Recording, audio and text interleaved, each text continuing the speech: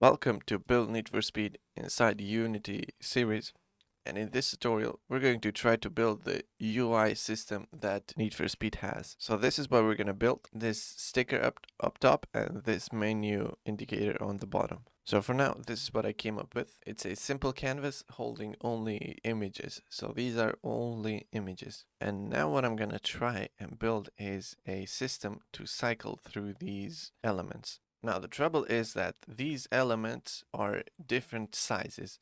So this size is, let's say 1, this size is like 0.7 and this size is like 0.5. What we're gonna have to do is cycle between these, and as we cycle, we're gonna have to move the position, and as we move the position we're gonna change the scale of it, and of course we're gonna have to spawn in new ones over here. So let's try and do that. Okay, after some time coding, this is the code that I wrote. I'll explain that in a minute, but first let's see what I made. So, okay, this is what's going on. We have this folder that contains all these buttons, or should I say images, and then I obviously have this script, and now let's see how it works. Okay, we got the camera lerping, and then we have these buttons. So if we press the key left, this should cycle.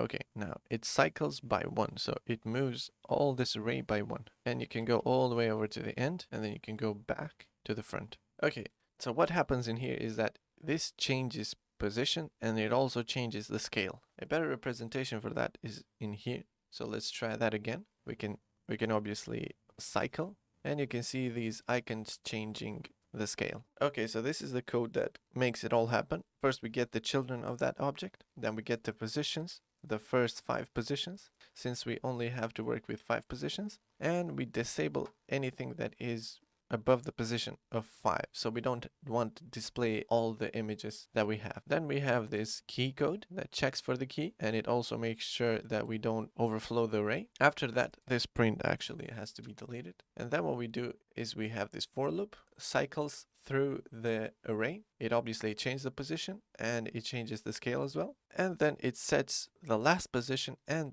the very front position to false or true if we need it to. And then this one is the exact opposite of this one. One more thing that I added in here is the lerping. So all I did is put this for loop inside of the fixed update, and then change the positions and activate and deactivate the game objects when needed. So this will always run in the fixed update, and because it is always running, we can lerp it as with a vector3 function, and this is the result that we get. We get smooth transitions. So here it is.